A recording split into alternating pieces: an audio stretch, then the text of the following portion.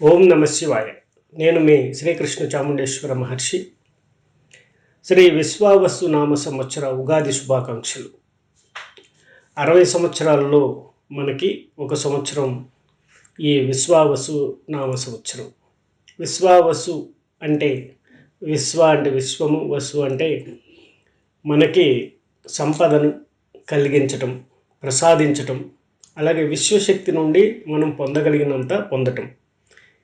ఈ విశ్వావసు నామ సంవత్సరం అంటే విశ్వం నుండి అనేకమైనటువంటి సిరి సంపదలు కానివ్వండి, ఒక కాస్మిక్ ఎనర్జీ కానివ్వండి, ఒక ప్రకాశవంతమైనటువంటి శక్తి కానివ్వండి మనల్ని చేరబోతుంది. కాబట్టి ఈ సంవత్సరం విశ్వం నుంచి మనం ఎంతో తీసుకోవచ్చు అని దీని యొక్క అర్థం. అలాగే ఇస్తుంది అని అర్థం. కాబట్టి మనం తీసుకోవటం మనదే ఆలస్యం అన్నమాట. ఇకపోతే ఈ సంవత్సరం మనం చూసినట్లయితే ఈ విశ్వావసునామ సంవత్సరంలో రాజు రవి అవటం, సూర్యుడు అవటం, అలాగే మంత్రి చంద్రుడు అవటం, అలాగే సైన్యాధిపతి కూడా సూర్యుడే, సస్యాధిపతి గురువు, అలాగే ధాన్యాధిపతి కుజుడు, ఆర్ఘ్యాధిపతి కూడా సూర్యుడే, అలాగే రసాధిపతి శని, నీరసాధిపతి బుధుడు. అదేవిధంగా ఈ యొక్క విశ్వావసునామ సంవత్సరంలో భౌగోళిక దృష్ట్యా ఎలా ఉంది? రవి రాజు అవటం వల్ల, అలాగే చంద్రుడు మంత్రి అవటం వల్ల దాదాపుగా సస్యశ్యామలంగా ఉన్నప్పటికీ అంతర్యుద్ధాలు, ప్రకోపాలు ఇలాంటివి ఎక్కువ ఉండే అవకాశం ఉంటుంది. అదేవిధంగా చూసినట్టయితే ఈ యొక్క ఉగాది రోజు మనం ఏం చేయాలి?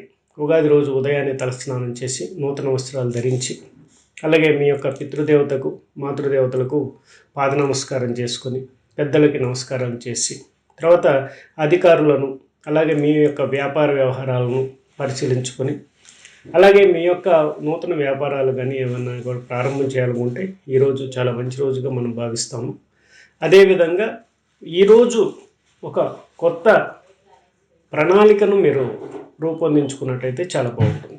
మీరు ఒక కొత్త పుస్తకం తీసుకొని 4 వైపులా చక్కగా పసుపు పెట్టి మధ్యలో శ్రేయం రాసి, తర్వాత ఒక పేపర్లో మీరు ఈ సంవత్సరం ఏం చేయబోతున్నారు, ఏమనుకుంటున్నారు, ఎలా ఉండాలనుకుంటున్నారు, ఏం చేస్తే బాగుంటుంది అనుకుంటున్నారు, మీకు ఏం కావాలనుకుంటున్నారు అనేది స్పష్టంగా రాయండి.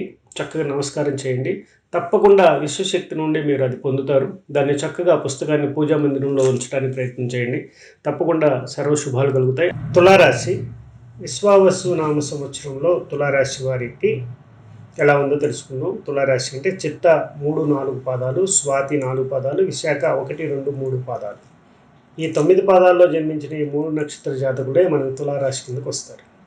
తులారాశికి ఆదాయ వ్యయాలు ఎలా ఉన్నాయి? ఆదాయం 11, వ్యయం 5, రాజపూజ్యం 2, అవమానం 2. తులారాశి వారికి దాదాపుగా మిశ్రమ ఫలితాలే వస్తాయని కూడా చెప్పుకోవచ్చు. అయినా కూడా శత్రుబాధ అనేది తగ్గుతుంది. అలాగే అన్ని ప్రయత్నం చేసిన పనులన్నీ కూడా ఒక కొలిక్కి వచ్చే అవకాశం ఉంది. ఆదాయం అంతంత మాత్రం ఉన్నా కూడా చక్కటి ఫలితాలు పొందుతారు. రుణాలన్నీ తీరుస్తారు. అలాగే వివాహ శుభకార్యాలలో పాల్గొంటారు. అలాగే గృహ నిర్మాణానికి సంబంధించిన ఏదైనా ఉన్నట్లయితే వాటి నుండి ప్రాజెక్ట్స్ మీరు చేపట్టడం, అది చక్కగా ముందుకు వెళ్ళడం అనేది జరుగుతుంది. కొంత ఆరోగ్యపరంగా చూసినట్టయితే నేత్ర సంబంధమైనటువంటి వ్యాధులతో కొంచెం ఇబ్బంది పడే అవకాశం ఉంది. కాబట్టి కొంచెం మీరు చెక్ చేసుకోండి. ఇంట్లో మీ యొక్క పెద్దలకి ఆరోగ్యపరంగా కూడా కొంచెం చెక్ చేయించడం అనేది అవసరం ఉంటుంది. కొంచెం ఎందుకంటే మానసిక అశాంతికి ఎక్కువ గురయ్యే అవకాశం ఉంటుంది. అదేవిధంగా దూరదేశాల నుంచి కూడా ఆహ్వానం వస్తుంది మీకు. అలాగే విదేశీ పర్యటన కూడా చేసే అవకాశం ఉందన్నమాట. అయితే ఈ సంవత్సరంలో దాదాపుగా ఒక 2-3 మంత్స్ తర్వాత అంతా సర్వత్రా విజయాన్నే మీరు కోరుకుంటారు. అలాగే సాధిస్తూ ముందుకు వెళతారు. అలాగే కార్య సాధనలో మరి దీక్షగా పట్టుదలగా ఉన్నట్టయితే మటుకి తప్పకుండా మంచి ఫలితాలు పొందే అవకాశం ఉంటుంది. శత్రు బాధ, ఈ రుణపీడలు అనేవి కొద్దిగా అప్డేట్ అవుతున్నా మీరు వాటిని అధిగమిస్తూ ముందుకు వెళ్ళే అవకాశం ఉంటుంది. అలాగే మోసకారులతో జాగ్రత్తలు పాటించాలి. ఎందుకంటే నమ్మిన వారే మిమ్మల్ని మోసం చేసే అవకాశం ఉంటుంది. కాబట్టి అక్కడ కొంత మానసిక అశాంతికి గురయ్యే అవకాశాలు ఉంటాయన్నమాట. అలాగే రివార్డులు పొందే అవకాశం ఉంది. నిరుద్యోగుల పరంగా చూసినట్టయితే వారికి వెంటనే జాబ్ రావటం, అలాగే జాబ్లో ఉన్న వారికి ప్రమోషన్స్, ట్రాన్స్ఫర్స్ ఇవి యథాప్రకారం జరుగుతూ ముందుకు వెళ్తారు. కోర్టుకు సంబంధించిన లావాదేవీల్లో కొద్ది ఇబ్బందులు ఉంటాయి. భార్యాభర్తల మధ్య అన్యోన్యత, దాంపత్యం అనేది చక్కగా ఉంటుంది.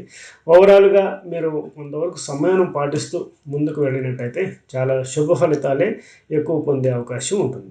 ఓవరాల్గా మీరు ఈ యొక్క తులారాశి వారు అమ్మవారి గుడిలో ఒకసారి రాహుకాల దీపం కూడా పెట్టడం వల్ల శుభ ఫలితాలు పొందడానికి అవకాశం ఎక్కువ ఉంటుంది. శుభం భవతు మే సదాశివం.